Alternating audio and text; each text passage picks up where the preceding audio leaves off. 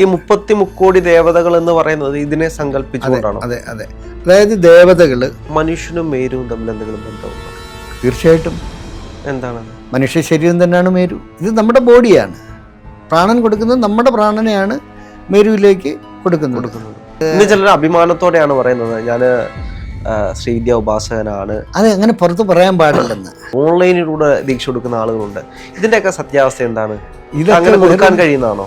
പണം ഉണ്ടാക്കുക എന്നല്ലാണ്ട് വേറൊന്നുമില്ല. ഒരു ശ്രീചക്രം ഉണ്ടാക്കുമ്പോൾ തന്നെ അതിലേക്ക് ഭഗവതി വരുന്നു. തീർച്ചയായിട്ടും. സാളഗ്രാമം പോലെ തന്നെയാണോ ഈ ശ്രീചക്രം എന്ന് പറയുന്നത്? ഭദ്രകാളി ഇത് ദശമഹാവിദ്യയിൽ ഒരാൾ മാത്രമാണ് കാളി. നമ്മൾ 10 പേരെയും പൂജിക്കണം. എല്ലാ ദേവതകളും ഇതിലടങ്ങിയിട്ട്. ഈ 33 ദേവതകൾ എന്ന് പറയുന്നത് ഇതിനെ സങ്കല്പിച്ചുകൊണ്ടാണോ? അതെ അതെ. അതായത് ദേവതകള്, ഉപദേവതകള്, അവരുടെ ഉപദേവതകള്, അങ്ങനെയാണ് ദേവതകളുടെ പോകുന്നത്. ഈ മേരുവിനെ തന്നെ പലതായിട്ട് പറയുന്നുണ്ടല്ലോ, പാർത്ഥമേരു, അങ്ങനെ ഒരുപാട് പറയുന്നുണ്ടല്ലോ പല വിധത്തില്. അതെ. അതെങ്ങനെയാണ്? ആദ്യം ഇത് 5 പ്രസ്ഥാനങ്ങളാണ്. ചില പദ്ധതിയിൽ 3 പ്രസ്ഥാനം എന്ന് പറയുന്നുണ്ട്, ചില പദ്ധതിയിൽ ശരിക്കും 5 പ്രസ്ഥാനങ്ങളാണ്.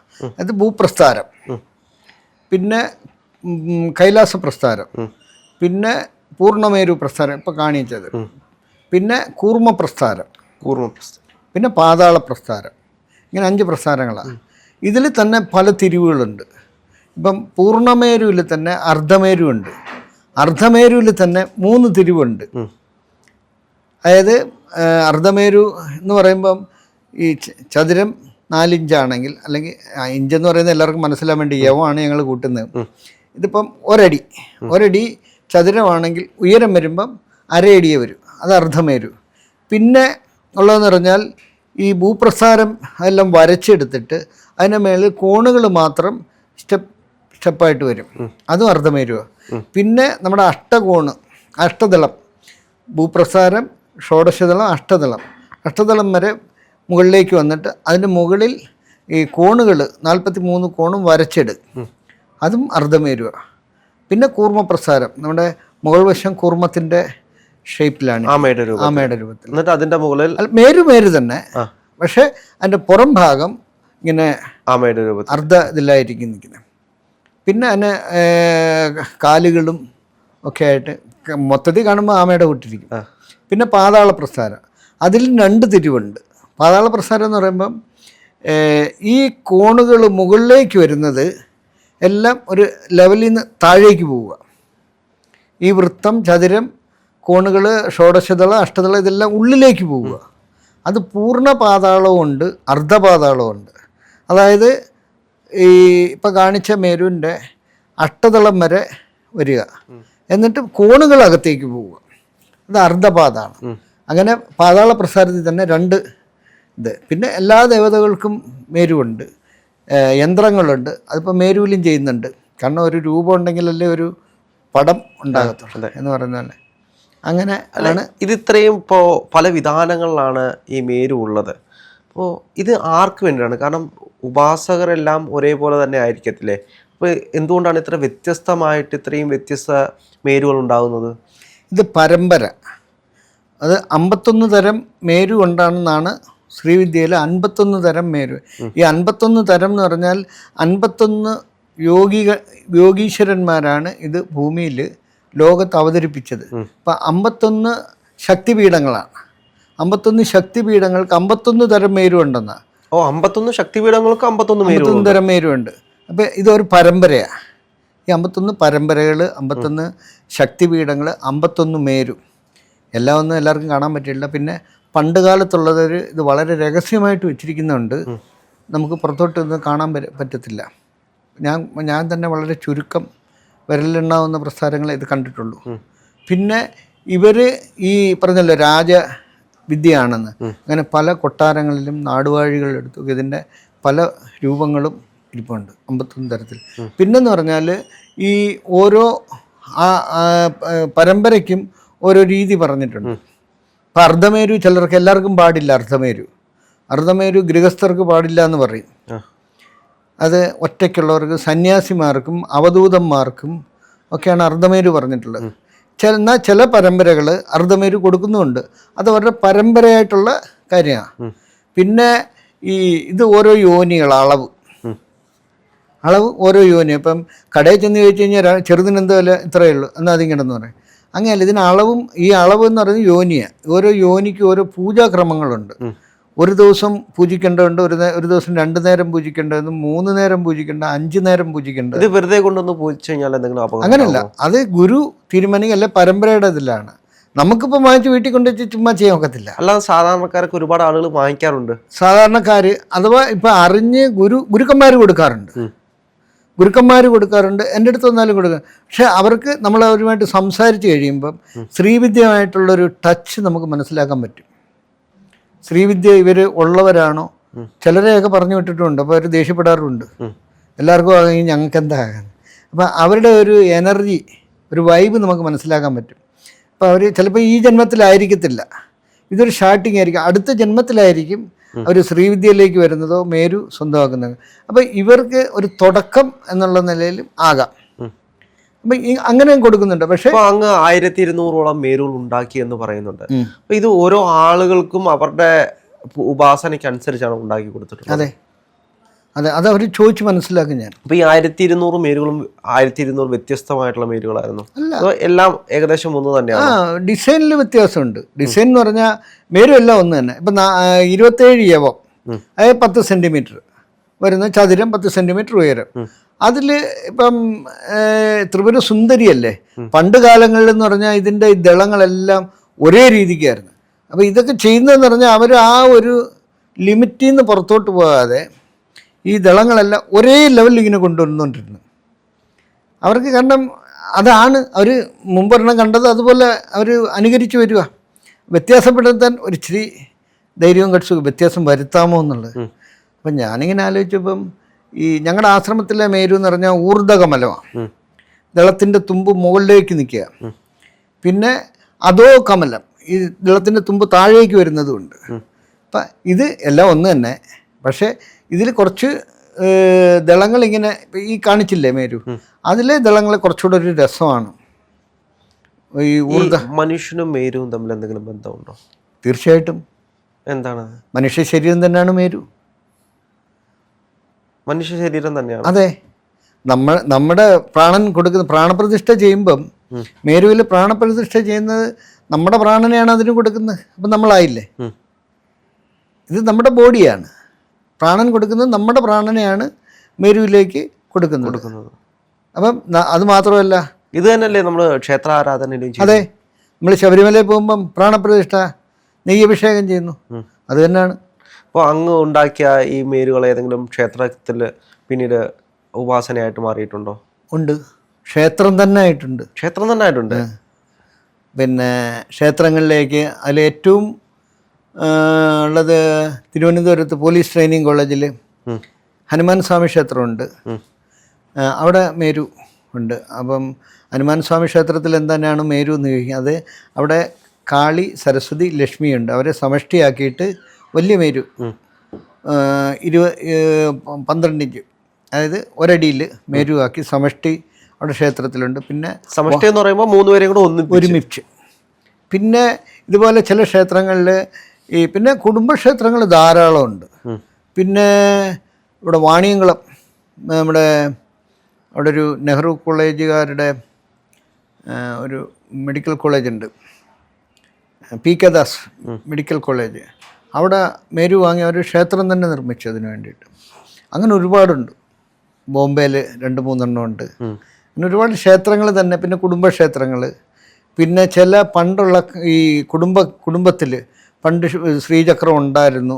അവിടെയൊക്കെ നശിച്ചു പോയി കഴിയുമ്പോൾ അവർ ഇങ്ങനെ പ്രശ്നം വയ്ക്കുമ്പം ശ്രീചക്രം വേണമെന്ന് കാണും. അങ്ങനെ മേരു തന്നെ വേണമെന്ന് കാണും.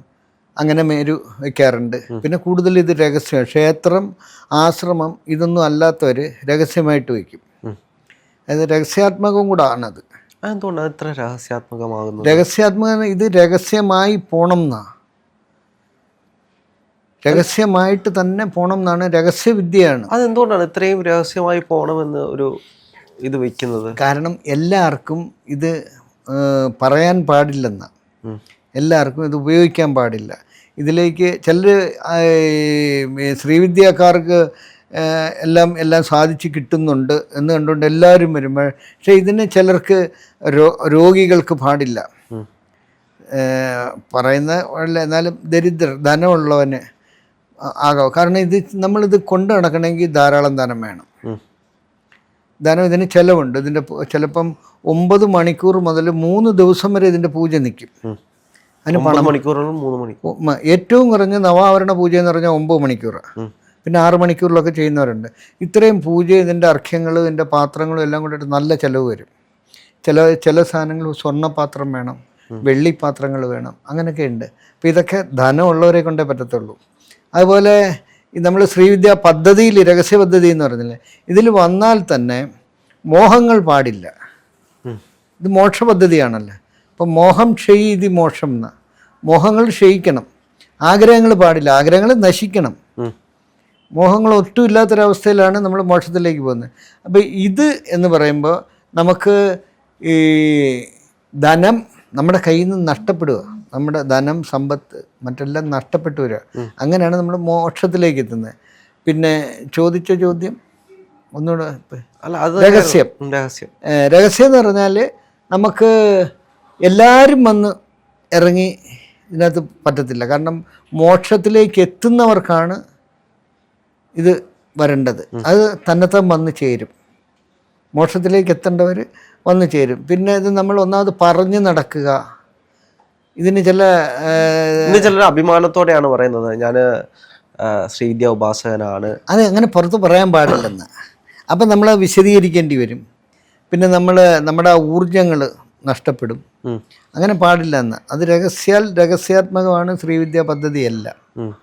എന്തുകൊണ്ടാണെന്ന് ചോദിച്ചാൽ, ഇതെല്ലാവർക്കും ഇപ്പം ഞാൻ ചെയ്യുന്ന എന്നാൽ പിന്നെ എനിക്കും ആകാമെന്ന് പറഞ്ഞാൽ അടുത്ത ആളും വരും. പക്ഷെ അവരത് കൊണ്ടുപോകത്തില്ല. ഇപ്പം 100 പേര് മന്ത്രദീക്ഷ എടുക്കുന്നവർ ചിലപ്പോൾ 5 or 6 പേരെ അത് പൂർണ്ണതയിലെത്തത്തുള്ളൂ. അതിൽ തന്നെ മോക്ഷം കിട്ടുന്ന ചിലപ്പോൾ 1 or 2 പേർക്കായിരിക്കും. കാരണം ഞാൻ മാത്രം വിചാരിച്ചാൽ പോരാ, ഭഗവതി വിചാരിക്കണം മോക്ഷപദത്തിൽ എത്തിയോ എന്നുള്ളത്.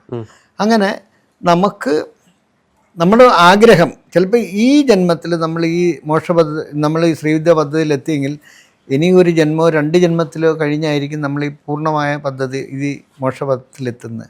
അങ്ങനെയുണ്ട്. അത് പിന്നെ രഹസ്യാത്മകം എന്ന് പറഞ്ഞാൽ നമ്മൾ ഞാനിതുണ്ട്, അതെനിക്ക് കിട്ടി, അത് കണ്ടു, എനിക്കിങ്ങനെ കിട്ടി, സ്വപ്നത്തിൽ വന്നു, ഇതൊന്നും അങ്ങനെ പറഞ്ഞു നടക്കരുത്. ഇപ്പം മനുഷ്യർ കൂടുതലും ഇത് പറഞ്ഞു നടക്കാൻ ഈ ഞാൻ പൊങ്ങി നിൽക്കാനുള്ളത് നോക്കുക. അപ്പോൾ അത് രഹസ്യം ആണെന്ന്. പക്ഷേ ഇന്ന് ശ്രീവിദ്യ ഉപാസനയൊക്കെ 1 മാസം 2 മാസം കൊണ്ടൊക്കെ ദീക്ഷ കൊടുക്കുന്ന ഒരുപാട് ആളുകളുണ്ട്. ഓൺലൈനിലൂടെ ദീക്ഷ കൊടുക്കുന്ന ആളുകളുണ്ട്. ഇതിൻ്റെയൊക്കെ സത്യാവസ്ഥ എന്താണ്? ഇതങ്ങനെ കൊടുക്കാൻ കഴിയുന്നതാണോ? പണം ഉണ്ടാക്കുക എന്നല്ലാണ്ട് വേറൊന്നുമില്ല. 9 വർഷം 12 വർഷം 15 വർഷം എടുക്കും ചിലർ പൂർണ്ണദീക്ഷ കിട്ടാൻ. ഇത് നമ്മൾ ഇതിങ്ങനെ എത്തിപ്പിടിക്കുമല്ല, നമുക്ക് വന്നു ചേരുക. അങ്ങ് എത്ര വർഷം എടുത്തിട്ടാണ്? ഞാനിപ്പോൾ ഇതൊരു 9 വർഷമായി, ഞാൻ എന്നിട്ടും പൂർണ്ണമായിട്ടില്ല. പിന്നെ ഞങ്ങളുടെ മാതാജി പറഞ്ഞത്, മേരു ചെയ്യുന്ന ആൾ ഒരു പൂർണ്ണ ഗുരുവിന് തുല്യനാണ് മേരു ചെയ്യാന്നുള്ള. അപ്പം പിന്നെ അതങ്ങനെ പോകണ്ട, പതുക്കെ സ്ലോലി. എൻ്റെ കൂടെ മന്ത്രദീക്ഷ എടുത്തവരൊക്കെ പൂർണ്ണദീക്ഷ കഴിഞ്ഞു. പക്ഷേ അമ്മ പറഞ്ഞതെന്ന് പറഞ്ഞാൽ പതുക്കെ പോവുക, പതുക്കെ പോയി എല്ലാ തലങ്ങളും വളരെ മന്ത്രങ്ങൾ. ഞങ്ങൾക്ക് അവിടെ സമയാചാരത്തിൽ ജപത്തിനാണ് കൂടുതൽ പ്രാധാന്യം. അവിടെ വിഗ്രഹ പൂജയില്ല, ജപമാണ്. അപ്പം ജപിച്ച് നമ്മൾ ഈ പൂജ, മാനസപൂജ, അങ്ങനെ ജപം കൊണ്ടാണ് പൂജ നടത്തുന്നത്. അങ്ങനെ പോകണമെന്ന് അത് വളരെ പതുക്കെ പോയാൽ മതി എന്ന് പറയും. ഞാനും ധൃതി കാണിക്കാറില്ല, പതുക്കെ പോയാൽ മതി. നമുക്കിപ്പം പെട്ടെന്ന് ഒന്ന് നേടാൻ ഒന്നുമില്ല, ഞാനങ്ങനെ നേടാൻ ആഗ്രഹിക്കുന്നുമില്ല. ഭഗവതി തരുമ്പം തരട്ടെ എന്നുള്ളതാണ്. ഒരു ശ്രീചക്രം ഉണ്ടാക്കുമ്പോൾ തന്നെ അതിലേക്ക് ഭഗവതി വരുമോ? തീർച്ചയായിട്ടും. അത് നമ്മൾ അറിയാൻ കഴിയുമോ? തീർച്ചയായിട്ടും. സംസാരിക്കാൻ പോലും പറ്റി എനിക്ക്. അങ്ങനെ നമ്മൾ ഇത് ഏത് സ്ഥലത്തേക്കാണോ പോകുന്നത് അവിടുത്തെ ചില കാര്യങ്ങൾക്ക് മനസ്സിലാക്കാൻ പറ്റും. അവിടുത്തെ ഭൂമി, ഇപ്പം ഇത് ആ ഭൂമിയിലേക്കാണല്ലോ ചെല്ലുന്നത്, ആ ഭൂമിയുടെ അവസ്ഥ മനസ്സിലാക്കാൻ പറ്റും. പിന്നെ ഇവർക്ക് ദോഷങ്ങൾ, ഈ പോകുന്ന ആളുടെ ഗുരുത്വദോഷങ്ങൾ, ഇതെല്ലാം അറിയാൻ പറ്റും. ഇവരെ കൊണ്ട് അതിനുള്ള പ്രായശ്ചിത്തം ചെയ്തിട്ടാണ് പിന്നെ ഇത് കൊടുക്കുന്നത്. അങ്ങനെയൊക്കെ അറിയാൻ പറ്റും. അങ്ങനെ അത് കഴിഞ്ഞ് ഇത് അവിടെ ചെന്ന് കഴിഞ്ഞും പ്രശ്നങ്ങൾ ഉണ്ടാകാറുണ്ട്, അതും അറിയാൻ പറ്റും. ശ്രീചക്രം പോയി കഴിഞ്ഞാലും പ്രശ്നം ഉണ്ടാവും. പറ്റും. ചിലത് നോക്കിയില്ലെങ്കിലും ഒക്കെ പറ്റും. ഈ ശ്രീചക്രം പോലെ തന്നെയാണോ, ഈ സാളഗ്രാമം പോലെ തന്നെയാണോ ഈ ശ്രീചക്രം എന്ന് പറയുന്നത്? സാളഗ്രാമവും അങ്ങനെയല്ലേ പൂജിക്കുന്നത്? അതെ അതെ, അതേപോലെ തന്നെയാണ് ശ്രീചക്രം. അല്ല, ശ്രീചക്രത്തിന് സാളഗ്രാമത്തിന് ഒരു ദേവതയുള്ളൂ. ശ്രീചക്രം അങ്ങനല്ല. ഈ പറഞ്ഞ പോലെ എല്ലാ ദേവതകളും ഉള്ളതാണ്. ശിവശക്തി ഒന്നാമത്തേത്, ശിവനും ശക്തിയും. പിന്നെ ഇതിൽ വരുന്ന ബാക്കി ദേവതകളെല്ലാം. പിന്നെ 5 കോണുകൾ ഭഗവതി, ശാക്തയും പിന്നെ ഈ ശൈവമാണ് 4 കോണുകൾ. അപ്പോൾ ഇത് നമുക്ക് ശിവനെയും പൂജിക്കാം, ശക്തിയെയും പൂജിക്കാം. അങ്ങനെ പിന്നെ ഇതിൽ ത്രിപുരസുന്ദരി മാത്രമാണ്. കാരണം ബിന്ദുവിലാണ് ഭഗവതി ഇരിക്കുന്നത്, ത്രിപുരസുന്ദരിയാണ് എന്ന് എല്ലാവരും പറയാറുണ്ട്. ഇപ്പോൾ പുസ്തകങ്ങളിലാണെങ്കിലും അങ്ങനെ തന്നെയാണ് നമ്മൾ പഠിച്ചു പോകുന്നതും അല്ലെങ്കിൽ വായിച്ചു പോകുന്നത്. പക്ഷേ ഇന്ന് പല ആളുകളും ഭദ്രകാളി ഉപാസിക്കുന്നവർ, അല്ലെങ്കിൽ ദേവി ഉപാസിക്കുന്നവർ, ഭുവനേശ്വരി ഉപാസിക്കുന്നവർ, ഇവരെല്ലാവരും ഈ ശ്രീചക്രം ഉപാസിക്കാറുണ്ട്. അതെന്തുകൊണ്ടാണ്? ദശമഹാവിദ്യ 10 ദേവതമാർ, ഇവരെ ആരെയും നമുക്ക് ശ്രീചക്രത്തിൽ പൂജിക്കാം. ഈ 10 ദേവതമാരുണ്ടല്ലോ, ദശമഹാവിദ്യ, ഇവരെ 10 പേരെയും ആരെയും പൂജിച്ചാൽ നമുക്ക് ഈ ശ്രീചക്ര ഉപാസനയുടെ പൂർണ്ണതയിലെത്താൻ. ത്രിപുരസുന്ദരി അതല്ല, ഇപ്പോ ഭദ്രകാളിയെ ഉപാസിച്ചു കഴിഞ്ഞാൽ, ഒരു ശ്രീചക്രത്തിൽ ഭദ്രകാളി ഉപാസിച്ചു കഴിഞ്ഞാൽ നമുക്ക് പൂർണ്ണതയിലെത്താൻ കഴിയുമോ? അല്ല, അത് ഭദ്രകാളി കൊണ്ടല്ലേ നിൽക്കുന്നത്. ത്രിപുരസുന്ദരി വരുമ്പോഴല്ലേ പൂർണ്ണമാകത്തുള്ളൂ. ഭദ്രകാളി ഇത് ദശമഹാവിദ്യയിൽ ഒരാൾ മാത്രമാണ് കാളി. നമ്മൾ 10 പേരെയും പൂജിക്കണം. ഇത് 10 പേരെയും പൂജിക്കാം, ത്രിപുരസുന്ദരിയെ മാത്രമായിട്ടും പൂജിക്കാം ശ്രീചക്രത്തിൽ. ഞാൻ അതുകൊണ്ടല്ലോ, ഇപ്പോൾ ഞാനൊരു ഭദ്രകാളി ഉപാസകനാണെന്ന് വെച്ചോ. അപ്പോൾ ഞാൻ ഭദ്രകാളിയെ മാത്രമാണ് ഉപാസിച്ചുകൊണ്ടിരിക്കുന്നത്. ഞാൻ ഭദ്രകാളി ക്ഷേത്രങ്ങളിൽ പോകുന്നു, എൻ്റെ ദൈവ ഭദ്രകാളി മാത്രമാണ്. വേറെ ആരെയും ഞാൻ അങ്ങനെ ഉപാസിക്കാറോ പ്രാർത്ഥിക്കാറോ ഒന്നുമില്ല. അപ്പോൾ ഞാനൊരു ശ്രീചക്രം എടുത്ത് അതിൽ മൂലബിന്ദു ഭദ്രകാളിയായിട്ടായിരിക്കുമല്ലോ നമ്മൾ ഉപാസിക്കുന്നത്. അപ്പോൾ ആകെ ഒരു ഭദ്രകാളി മാത്രമല്ല ഉള്ളൂ. അപ്പോൾ ഭദ്രകാളി ആ ശ്രീചക്രത്തിൽ ഉപാസിച്ച് പൂർണ്ണതയിലെത്താൻ കഴിയുമോ എന്നാണ് ഞാൻ ചോദിച്ചത്. തീർച്ചയായിട്ടും. നമ്മുടെ പറഞ്ഞില്ലേ ഭദ്രകാളി മാത്രമാണ് എൻ്റെ മുമ്പിൽ. ഭദ്രകാളിയെ കണ്ടു പൂജിച്ചാൽ മതി.